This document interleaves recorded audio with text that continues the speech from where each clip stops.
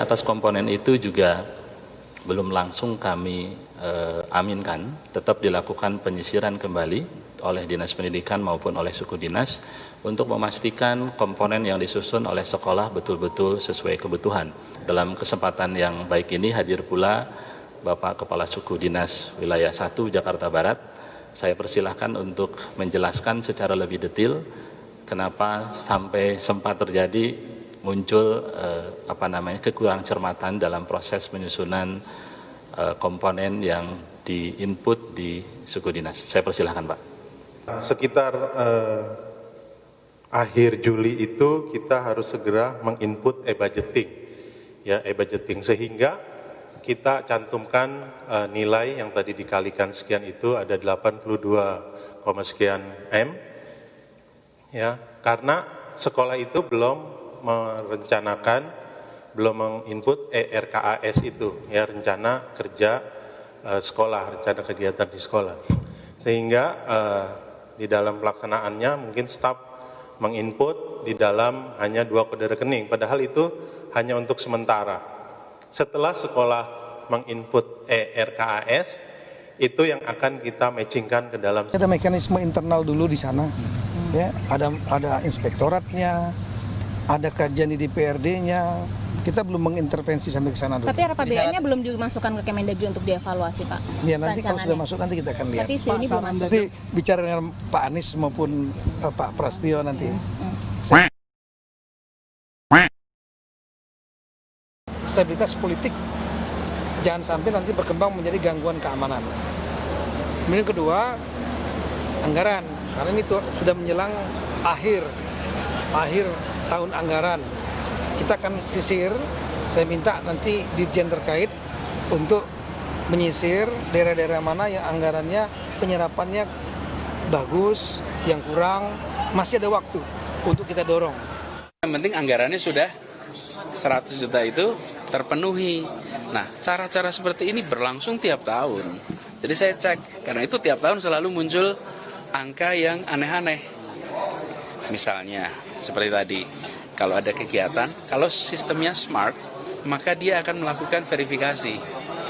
Untuk kegiatan A, B, C, D, F, G, itu nggak logis kalau dilakukan dengan angka yang tidak proporsional. Ditemukan banyak anggaran siluman, nggak dibahas tiba-tiba muncul. Nah, makanya kita bikin e-budgeting supaya nggak bisa sembarangan muncul. Nah, ini yang ditolak. Maunya mereka kan nggak mau e-budgeting boleh masuk kalau ada tanda tangan mereka. Kalau mau pakai tanda tangan mereka, nyusupin 12,1 triliun, Anda mau ikut atau enggak? Masalah politik nggak bisa, ya selesaikan secara hukum. Ini kan masalah politik kan, kalau masalah politik nggak bisa selesai secara hukum. Dan bukti kan cukup besar. Dana siluman kan bukan cuma saya yang bilang, itu disebutin BPKP temuan loh. Dan temuan Inspektorat Kemendagri juga temuan lagi di berapa 3 atau 5 triliun. Ada penganggaran yang tiba-tiba masuk tanpa pembahasan. Tahun 2014. Ini BPKP juga ketemu. Kalau BPKP ketemu lagi pasti 3 tahun berturut-turut. Belanja alat tulis.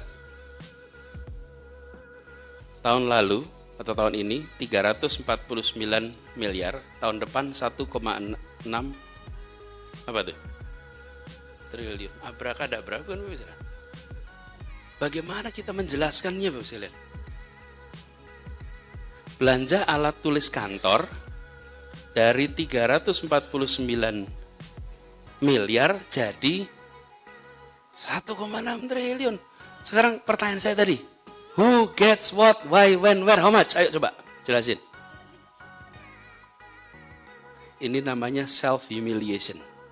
Ini namanya mempermalukan diri sendiri.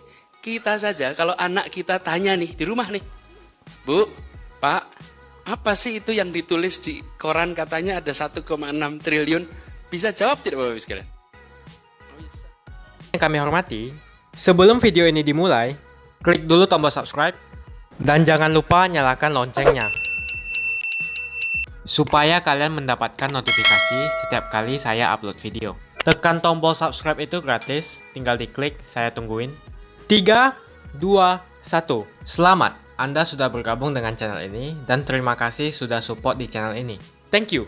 Hai semua, dengan saya Jonas Leong. Terima kasih banyak buat kalian penonton setia yang selalu menonton di channel ini. Saya secara personal sangat menghargai waktu kalian. Dan saya sudah menganggap kalian sebagai family karena kalian selalu support di channel ini. Bagi kalian yang selalu menuliskan opini kalian di kolom komen, saya baca komen kalian satu persatu. Saya baca komen kalian untuk mengetahui opini kalian, tanggapan kalian, dan masukan kalian sangat berguna untuk video selanjutnya. Terima kasih banyak buat kalian yang selalu menekan tombol like di awal video. Video seperti ini membutuhkan waktu dan juga research. Dan ini semua gratis untuk kalian. Jadi pastikan kalian menekan tombol like-nya supaya saya mengetahui kalian menyukai konten yang saya bagikan. Bagi kalian yang berminat dengan investasi 12%, akan tekan link di kolom deskripsi. Thank you. Tidak, ini terjadi bertahun-tahun. Mengapa itu bisa terjadi? Karena kita memiliki sistem e-budgeting yang mengharuskan kegiatan itu diuraikan perinciannya. Perincian itu kita sebut istilahnya komponen-komponennya. Nah, ketika misalnya dialokasikan anggaran 53 miliar, lalu komponen-komponen harus diisi. Nah, kalau komponennya ada, maka mereka sudah bisa memasukkan. Ketika komponennya belum ada, maka mereka mencari apa saja angka yang bisa dimasukkan, yang penting totalnya 53 miliar. Ini contoh nih. Supaya nantinya dalam perjalanan akan dibahas dengan DPRD dan lain-lain. Dalam pembahasan itu nanti di situ kemudian komponennya masuk lalu dikoreksi. Saya beri contoh. Ini contoh anggaran tahun 2017. Anda bisa lihat di apbd.jakarta.go.id anggaran 53 miliar. Lalu dituliskan di situ untuk bisa masuk penghapus papan tulis untuk 600.000 anak. Penghapus papan tulis. Setiap anak 1 kali sebulan. Jadi selama 1 tahun itu 12 kali anak terima penghapus papan tulis. Kalau lihat ini, kita akan terkejut. Ini di perencanaan. Nah, sekarang kita lihat ketika sudah selesai disepakati. Apakah angkanya masih ada? Tidak, sudah jadi 0. Jadi, ini dalam istilah para perancang itu namanya dummy. Komponen dummy dimasukkan supaya tercapai angka 53 miliar, tapi dalam kenyataannya itu tidak digunakan untuk beli penghapus. Kenyataannya dipakai untuk, ada catatannya, nanti menjadi honorarium. Ini bukan kejadian tahun ini kejadian tahun 2017. Seperti ini, memaksa para perencana memasukkan komponen di saat belum tentu sudah ada komponennya. Nah, dan kemudian tidak dilakukan pengecekan. Masuk akal apa tidak beli penghapus papan tulis setiap bulan selama 12 bulan. Ini adalah sistem yang sudah digital, tapi saya istilahkan tidak smart karena dia tidak melakukan pengujian atas data yang dimasukkan. Sama seperti kalau kita mengisi formulir, diminta menulis tanggal lahir, kemudian kita menuliskan 31 Februari. Kalau sistem yang smart, dia akan menolak, tidak ada 31 Februari. Tapi kalau sistem yang tidak smart, apapun yang dimasukkan direkam. Nah, ini yang terjadi di sistem kita. Diharuskan memasukkan totalnya, komponennya dibebaskan. Lalu ketika belum ada komponen, masukkan apa saja di situ. Nah, kami sudah menemukan ini sejak tahun yang lalu. Karena itu kemudian kami koreksi. Dan ketika kami mengoreksi itu, tidak dengan menyalahkan siapapun. Selama setahun ini kami tidak pernah membicarakan ini. Tidak pernah menunjukkan pada siapapun bahwa ini ada problem di dalam perencanaan. Ujungnya anggarannya dipakai yang benar, bukan untuk beli penghapus. Ujungnya dipakai untuk honorarium. Tetapi di dalam proses perencanaannya ada istilahnya itu dummy. Dituliskan tapi tidak dilaksanakan. Nanti di 4 bulan kemudian ketika dikoreksi yang sebenarnya ada. Nah, cara seperti ini ketika di screen capture lalu diposting akan terjadi keramaian. Saya bisa saja sejak tahun yang lalu mengangkat ini semua, memposting, tapi tidak ada gunanya. Saya ini sedang bekerja untuk membangun persatuan, menghindari konflik-konflik yang tidak perlu, tapi beberapa hari ini ditonjolkan seakan-akan ini peristiwa pertama dan seakan-akan ini adalah kelalaian pengawasan, verifikasi, validasi. Nah, alhamdulillah kita sudah siapkan untuk ke arah sana. Sistem yang baik itu bukan hanya niat baiknya yang ada, apapun niatnya, maka pengelola anggaran dipaksa untuk bisa mengisi dengan benar. Penyusunan anggaran itu memakan waktu. Saya beri contoh. Yang sekarang dibahas itu disusunnya sejak Januari untuk Januari tahun depan. Jadi ketika saya mulai bertugas awal 2018 kita mengetahui ini, kita mulai susun perbaikan sistemnya. Selesainya kapan? Selesainya di 2019 perbaikan sistem itu. Dengan adanya sistem yang baru mulai dilaksanakan kapan? Januari 2020. Jadi kalau anggaran itu tidak bisa diganti sistemnya di tengah tahun anggaran. Ketika perencanaan sudah berjalan dengan sistem yang ada, dia harus diselesaikan dulu. Nah, kita membangun ini sejak setahun ini, artinya sejak 2018 sampai 2019. 2020 dia dipakai. Jadi, dan kami sudah tahu ini, ketika diperiksa, itu diperiksa untuk jangan mengisikan yang dummy, tapi isikan yang sesungguhnya.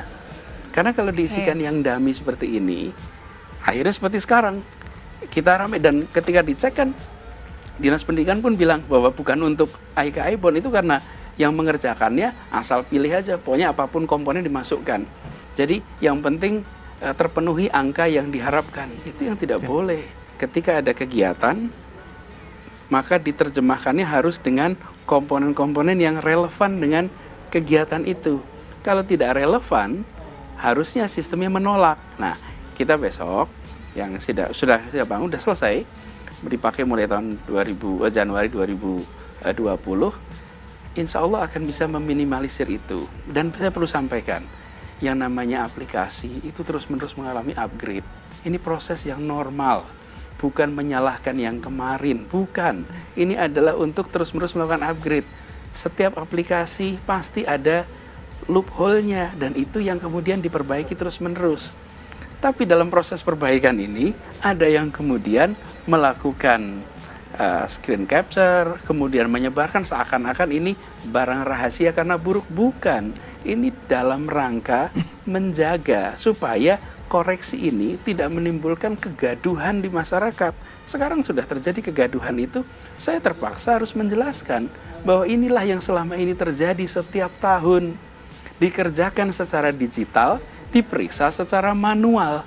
Jadi kalaupun kita semua membaca ini 13 jam terus-menerus, tidak kemudian kita akan menemukan solusinya. Karena problemnya ada di dalam sistem itu. Ini yang tadi saya bilang, bila kita membuat sistem yang sudah digital, harusnya smart sekalian. Dia bisa memverifikasi. Jadi kalau bikin event, acara kegiatan, kemudian item-item di bawahnya tidak nyambung, sistemnya harus mengkoreksi. Yang ada hanya sampai tahun 2017. Ke 2016 tidak ada, 2015 tidak ada, 2014 tidak ada, ke belakang tidak ada. Yang lengkap hanya di tahun 2017, 18, 19. Kita sekarang dalam fase pembahasan. Ketika saat selesai pembahasan, itu semua akan dipublish. Dan inilah yang nanti akan bisa dilihat oleh seluruh masyarakat. Pada saat sedang proses seperti ini, banyak sekali dummy itu. Ini di dalam situasi seperti sekarang. Apa sih yang terjadi kok tahun 2017 banyak dummy tapi nggak ramai? Karena tidak banyak meramaikan, tidak banyak mempolitisir. Seakan-akan ada masalah politik di situ. Seakan-akan ada masalah penyimpangan. Bapak Ibu sekalian, ini terjadi setiap tahun karena sistem. Itulah yang kita koreksi. Nah, itulah sebabnya kenapa saya mengkoreksi ini setelah 1 tahun untuk memperbaiki sistem tanpa harus ramai-ramai. Kita butuhkan bukan kegaduhannya. Yang dibutuhkan adalah sistemnya yang dikoreksi sehingga perencanaan kita mencerminkan tujuan, aspirasi, dan kebutuhan dari masyarakat. Kita mengisi, para petugas mengisi, dia bisa memasukkan sesuai dengan yang diinstruksikan. Nanti ke depan kita akan buat itu bisa melakukan verifikasi untuk memastikan bahwa yang masuk itu benar. Dan akan ada 3 unsur. Bila selama ini perencanaan itu hanya menggunakan apa yang dikerjakan oleh dinas, selama ini masyarakat melakukan musyawarah di RW, di kelurahan, apa yang menjadi kebutuhan. Tapi mereka tidak memiliki saluran untuk dimasukkan di dalam perencanaan. Yang berikutnya smart system nanti, smart e-budgeting itu akan memasukkan unsur aspirasi masyarakat. Ya, alhamdulillah sudah selesai. Sistemnya pun sudah jadi. Itu dikerjakan selama ini dan tanpa kegaduhan. Ini kami mengerjakan koreksi itu, mereview secara internal itu dikerjakan semua. Tapi saya mengerjakannya bukan sebagai kegiatan berpanggung. Saya mengerjakannya sebagai koreksi, review atas atasan kepada seluruh proses itu. Dan kita perhatikan sangat detail. Nah, ketika kemudian ini dibuka, kemudian diramaikan seakan-akan ada masalah, lalu saya harus tunjukkan bahwa ini bukan kejadian kasus. Ini adalah kejadian repetitif, kejadian berlangsung tiap tahun. Dilantik 2 minggu yang lalu, karena itu baru ada pembahasan. Kenapa pembahasannya baru sekarang? Karena memang hasil pemilu, kemudian baru dilantik Agustus, kelengkapan dewannya baru selesai Oktober kemarin. Jadi bukan tidak ngobrol, ini anggota baru. Karena itulah pelajari dengan baik, kuasai dengan baik. Jangan kemudian belum paham prosesnya, belum paham informasinya, kemudian merasa seakan-akan ada temuan. Staf itu banyak yang memasukkan, yang penting masuk angka 100 juta dulu. Toh nanti dibahas. Karena dalam pembahasan baru nanti rekening dan komponennya disamakan. Anggarannya sudah. Nah, itu semua dokumen itu ada, kemudian harus dicek secara manual kan, apakah diisinya itu tepat, misalnya panggungnya, mic-nya. Nah, karena terlalu detail di level itu, banyak yang kemudian ada beberapa yang mengerjakan dengan teledor. Teledor itu ya pokoknya asal ada dulu, toh nanti diverifikasi, nanti dibahas. Di ujung nggak akan begitu, tapi yang penting anggarannya sudah 100 juta itu terpenuhi. Nah, cara-cara seperti ini berlangsung tiap tahun. Jadi saya cek, karena itu tiap tahun selalu muncul angka yang aneh-aneh. Misalnya, seperti tadi, kalau ada kegiatan, kalau sistemnya smart, maka dia akan melakukan verifikasi. Untuk kegiatan A, B, C, D, F, G, itu nggak logis kalau dilakukan dengan angka yang tidak proporsional. Ada yang cara kedua, langsung minta nekan untuk diisi. Kalau tidak mau diisi, tidak mau diganti, mereka nggak mau sahkan APBD. Itu yang Pak Jokowi bilang dulu. Saya udah mau sikat mereka tahun 2013. Ketika tiba-tiba uang untuk bayar truk sampah tiba-tiba hilang. Dan semua nggak ada yang mau ngaku. Siapa yang ngilangin anggaran beli truk sampah 2000? Beli truk sampah nggak tahu puluhnya berapa, saya nggak ingat. Pokoknya saya ingin beli truk sampah. Karena kita putusin swasta. Tiba-tiba truk sampahnya itu hilang. Dan semua ngotot, DPRD semua ngotot, memang dari SKPD nggak usul. SKPD pun nggak mau jawab. Ya udah. Akhirnya saya bilang udah masih buat e-budgeting di tes 2014, nggak mau masukin e-budgeting. Kita menganggarkan duit beli truk sampah. Tiba-tiba sampai ke Mendagri balik, nggak ada duit itu. Siapa yang ngetik, siapa yang nggak ngetik. Makanya 2014 ulang, isi lagi. Beda isi duit lagi, mau e-budgeting, nggak mau, nolak, oke. Tungguin, awas ya kalau ini hilang ya. Udah. Dapat duitnya. Begitu kita pesan truk, begitu APBD perumahan 2014, hilang setengah. Truk udah pesen. Kita udah e-katalog. Makanya saya bilang ini namanya permainan siluman-silumanan. Kita lacak. Saya dari Bapak Jokowi, ini harus dihajar ini Pak. Udah kurang ngajar ini. Bapak Jokowi bilang, sabar dulu, tunggu saya nyebrang ke kantor sebelah sana. Karena Kapolri, Kak Jagung, Mensesnek, Mendagri bukan orang kita. Permainan bukan nggak yakin, kan permainan besar ini.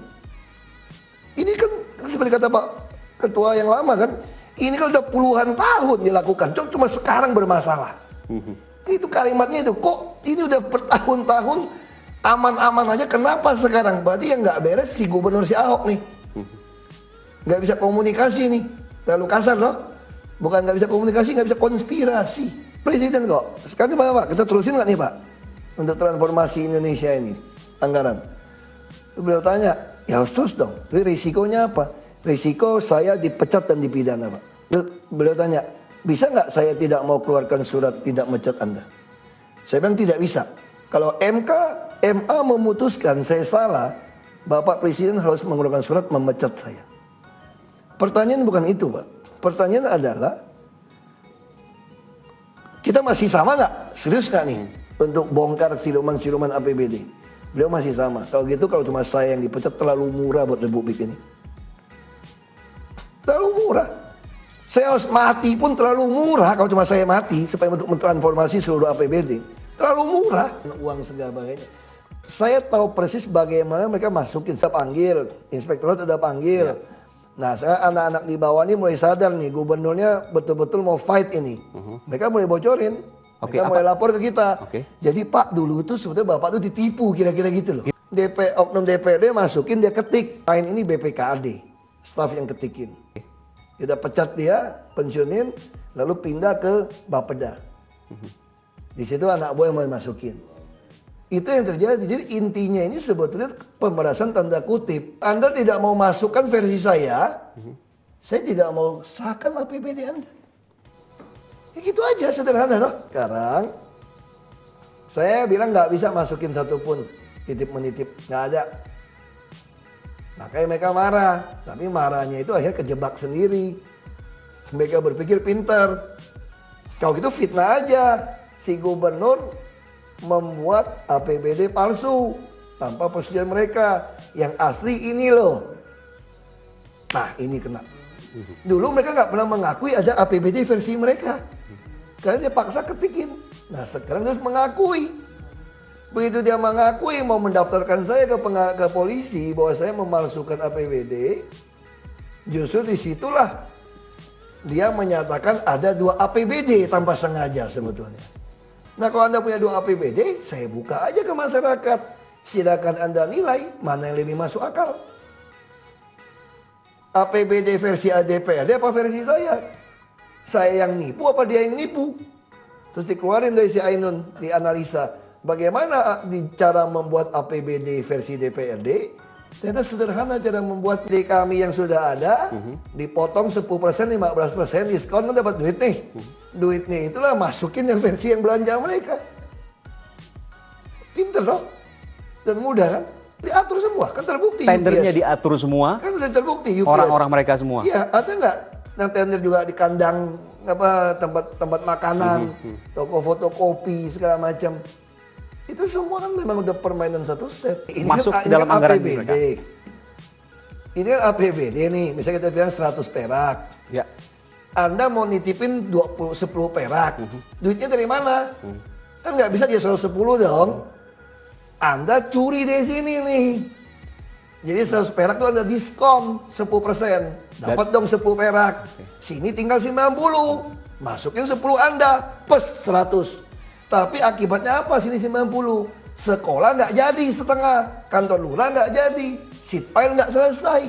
Karena duitnya Anda ambil nggak cukup. Makanya sekolah bisa berantakan nggak jadi. 46% sekolah nggak jadi di Jakarta. Sekolah bocor, Anda beli fitness center. Alat fitness. Anak sekolah mah suruh lari lapangan aja, suruh push up, sit up. Ngapain lu beli fitness center? Orang gedungnya aja bocor kok. Itu yang terjadi. Bisa dibayangkan nggak Jakarta 46% sekolahnya rusak. Padahal kita keluarkan 28% APBD untuk sekolah. Betul nggak untuk sekolah? Bener. UPS yang 5,2 miliar. Scanner 3 miliar. Komputer 2,5 miliar. Beli buku sekian miliar. Yang terjadi di DKI. Nah kalau Anda nggak mau melawan ya nggak lucu. Awasin dia cuma otaknya dapat masukin belanjanya aja selesai. Kalau Anda cuma pengen belanja, ngapain ngawasin? Selama Anda terima belanja saya, kita damai-damai saja. Justru sekarang saya berhasil. Saya mau bikin DPRD ini ngamuk nih. Supaya dia nggak kebagian rezeki. Lalu dia marah besar. Semua pengeluaran uang yang ada di Pemprov DKI diplototin semua sekarang. Dikritik habis. Sip, lu jadi auditor gua sesuai fungsi lu digaji. Terus siapa yang diawasin? Kerja anak buah gua yang gitu 72.000. Kamu aja gak bisa ngawasin anak kamu main game kadang-kadang. Kalau Anda pulang 72.000 pegawai, honorer 30.000. Siapa yang ngawasin? Maka ada DPRD, ada auditor. Nah sekarang bagus nih. Yang 72.000 ini diplototin semua nih. Lalu kalau mau main, gua bilang LSM awasin semua deh. Kenapa saya berani? Saya baru takut kalau gue terima setoran. Mana setoran buat gubernur nih? Baru gue takut. Kalau ini lu awasin, lu jadi auditor gratis saya. Paham nggak nih sekarang? Awasin deh, kasih tahu gua siapa yang maling, siapa yang nyolong, kasih tahu saya, cepat. Saya langsung pecat. Kecuali saya terima setoran, takut saya. Ayo like video ini dan tekan tombol loncengnya untuk menunjukkan kalian suka dengan konten yang kau bagikan. Dan kalian ingin melihat konten seperti ini lebih banyak lagi. Kalian ingin deposito di perusahaan Singapura dengan bunga 12% dan digaransi oleh bank, pencet tombol deskripsi di bawah. Atau WA saya di +65 8250 6058. Nanti akan ada tim saya yang menjawab semua masalah Anda. Misalnya Anda itu mempunyai kesulitan transfer dana ke Singapura. Makasih banyak buat kalian yang nggak skip dan nonton video ini sampai habis. Saya secara personal sangat menghargai waktu kalian. Makasih banyak buat kalian yang sudah tekan tombol subscribe, dan makasih banyak buat kalian yang sudah tekan tombol loncengnya. Jangan lupa bagikan informasi ini ke teman atau family Anda. Mungkin teman atau family Anda membutuhkan investasi ini. Oke guys, sekian dulu dari saya. Jangan lupa follow Instagram saya di @johannesleongofficial untuk kata-kata motivasi setiap harinya. Bagi kalian yang termotivasi nonton video ini, ayo like video ini dan subscribe di channel ini. Dan buat kalian yang sudah subscribe di channel ini, jangan lupa tekan tombol loncengnya supaya kalian mendapatkan notifikasi setiap kali saya upload video. Gantung si Ahok,